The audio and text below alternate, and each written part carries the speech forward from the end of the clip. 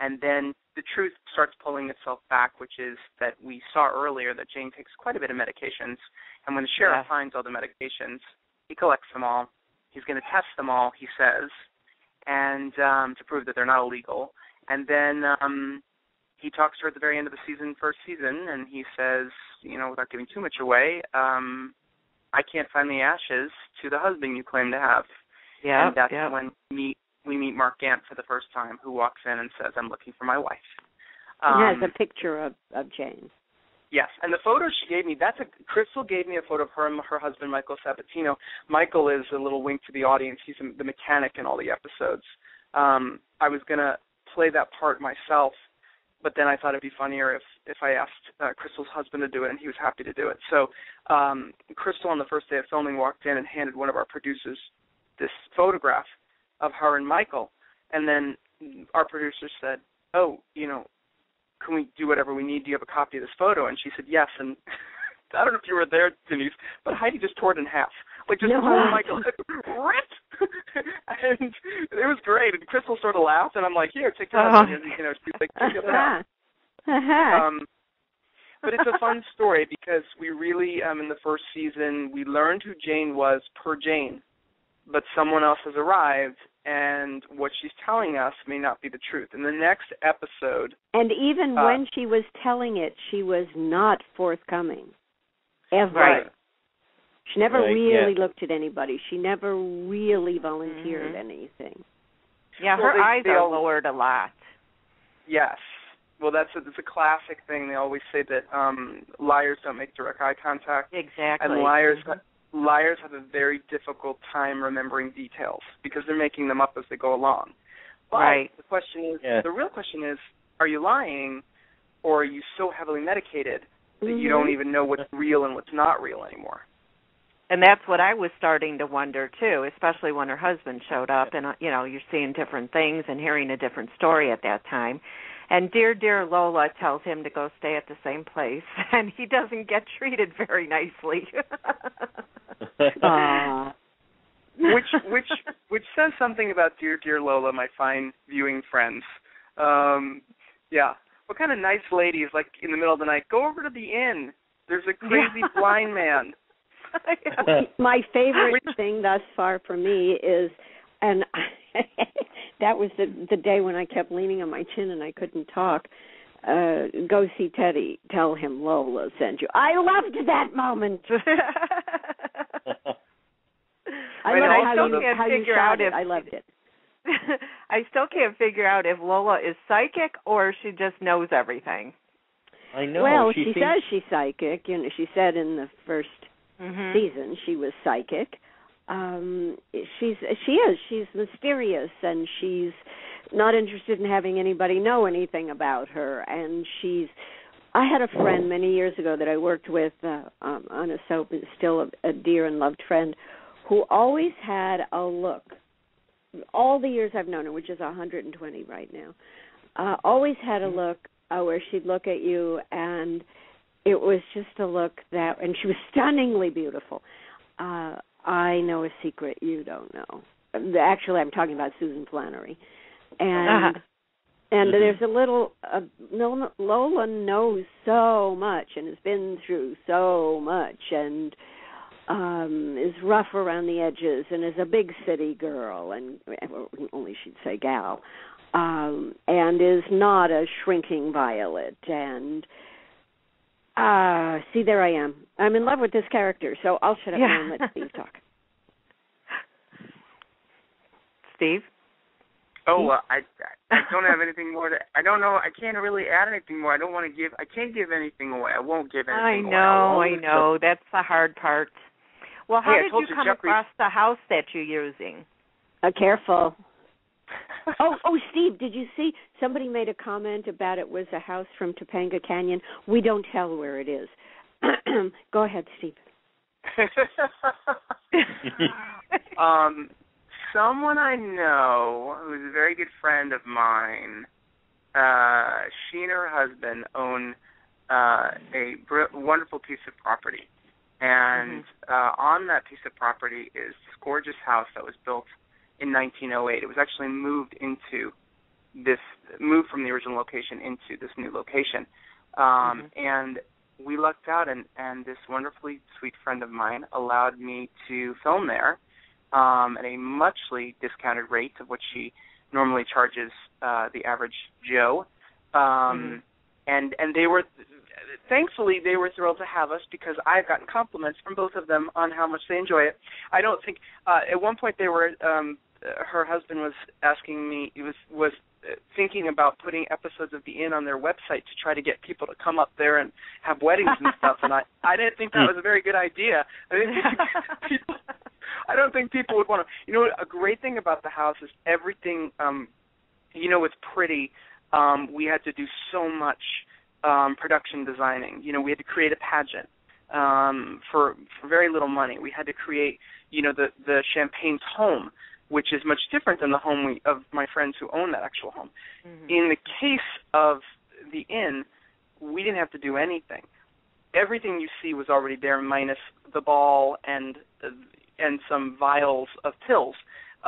We didn't have to put any chairs in or move any furniture around or anything, even down to that brilliantly creepy picture that hangs in the living room. One of my favorite things that I love to tell everybody is I was so happy. You know that season 1, episode 3, Crystal's character Jane, she's out smoking. She comes in and the window keeps opening in the living room. Yes. That's and the light.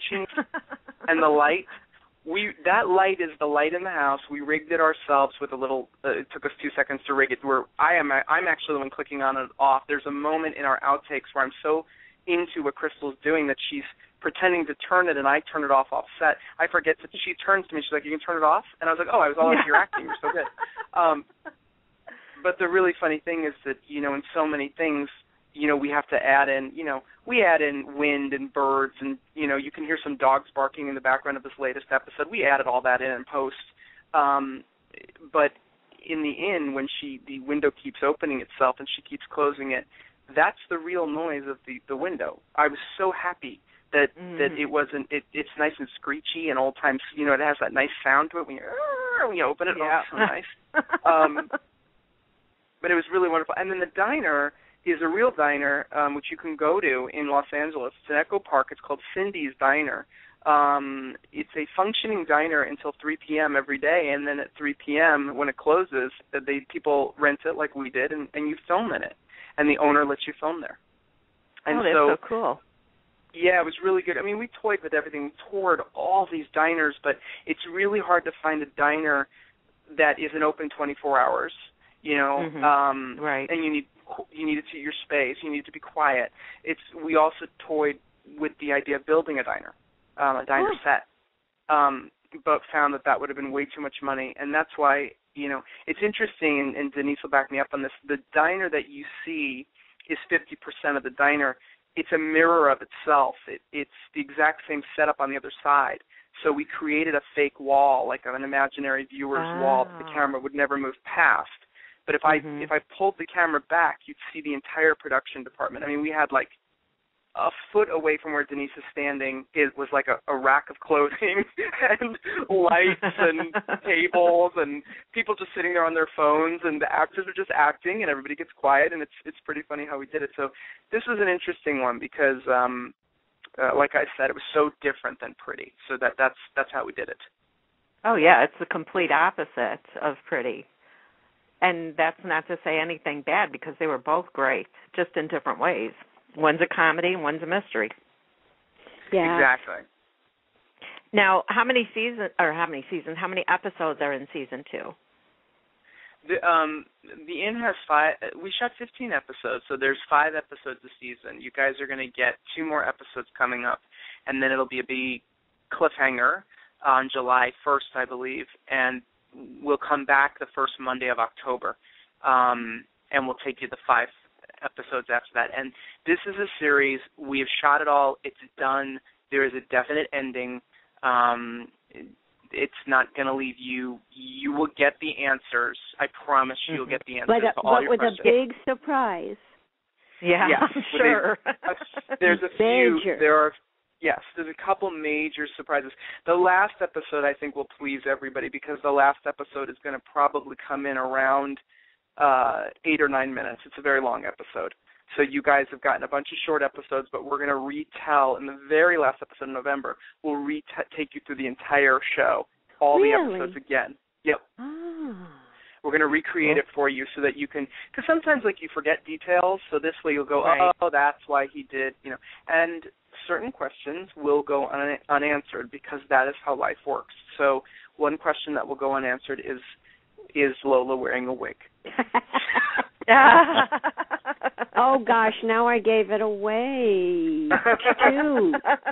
I should have said that's my real hair. Steve, you have to just prep me for these things. Oh, if anybody's heard, well, then they would think you got a really good wig for General Hospital. Absolutely. Right? Yeah. I think that would be fun. You should show up to GH one of these days in that wig and see what they say. Say you changed your hair. I do love that wig. I do. I think I look way better in it than I actually do. It actually is a great look on you if you were to go with that color hair and that cut. Yeah, I agree. There's not a lot of people that can pull that off. Including me. Thank you very much. It was just too easy. It was too easy. A cheap joke, too easy. Well, Steve, are you working on a new series? Because after this one wraps, what do we get next? We filmed something top secret with a bunch of our friends. And I can't really tell you too much about it because it's top secret, but you'll be seeing it later this summer.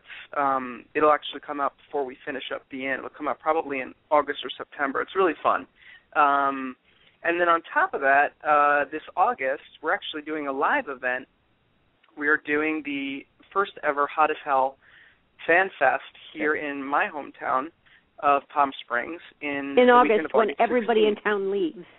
Yes, and Denise will be there, and Crystal will be there, and Mark will be there, and Kyle, and cast members from Venice, Pretty, Fumbling Through the Pieces, and Divanity.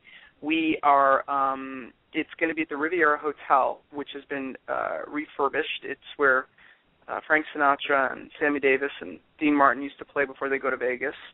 And we got a really great deal with the hotel. First of all, the hotel discounted the rooms. They're only $99 a night, which is a steal because the hotel is normally in the summer, even for the Riviera, almost $300 a night. Really? Oh, wow. Yes, it's swank.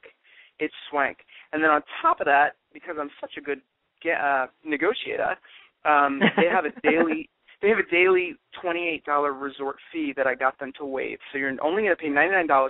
And then we're selling tickets. It's at brownpapertickets.com. I encourage everybody to go to brownpapertickets.com and type in Hot as Hell and come join us. We have 6 or 7 events all weekend long. And the big event is Saturday night, which is in the main ballroom. We have a giant, I think it's 9 by 16 screen. We are going to show episodes of all our shows, turn the volume down, and the cast will be handed microphones, and we're going to do live audio commentary through our own shows. And I think it'll be a riot. So it's really fun. It's going to be a really, really, really fun weekend. And that's August 16th and August 17th and August 18th. So it's the whole weekend. It's the whole weekend. And if you're thinking about flying in, you can fly in, believe it or not, to Palm Springs fairly cheaply because, as Denise pointed out, it's 1 billion degrees and no one in their right mind comes here in August. Right. But you can also find deals into Ontario Airport. But everything is air conditioned. I mean, everything. Yes, it's going to be very comfortable. And there's a beautiful giant pool, actually 2 pools, bars. And then I also encourage people to look into Ontario Airport, which is only about 45 minutes away because they have great deals. That's where a lot of people seem to be flying into and just renting a car out of Ontario and then driving over. It's going to be a blast, and it's going to be just so much fun. But, like, Crystal Chappell will be there. Sean Christian's going to be there. Michael Caruso will be there. Joan Van Ark and Michelle Lee will be there. Kirsten Banks is going to come from Pretty, Stacy and Terry and Michael, and it's going to be a giant fun reunion. We already have about 55 people coming. So wow. It's going to be a nice little crowd. So anyone listening, like I said, go to brownpapertickets.com. The ticket is a deal. It's a screaming deal. Get it now before it goes up on July 1st. And anybody who's never been to Palm Springs, it's a must see.